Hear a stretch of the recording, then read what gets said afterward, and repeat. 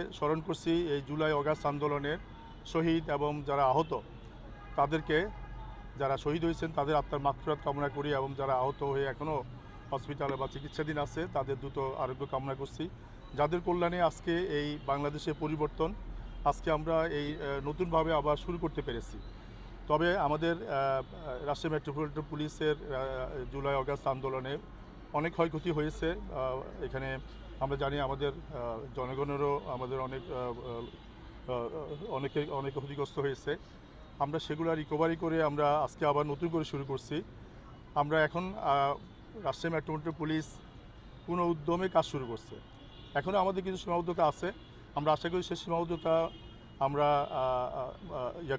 Overcome করে আমরা আমাদের আগামী দিনের কাজ, যে আমাদের চ্যালেঞ্জ আছে, আগামীতে নির্বাচন আছে, আমরা এবং জনসাধারণের যে আস্থা, আমি মনে করি রাজশাহীতে মোটামুটি আস্থা ফিরে আসছে। আমাদের পুলিশের মনোবলও এখন ফিরে আসছে পুরোপুরি, তারা সম্পূর্ণ সক্রিয়ভাবে কাজ করছে।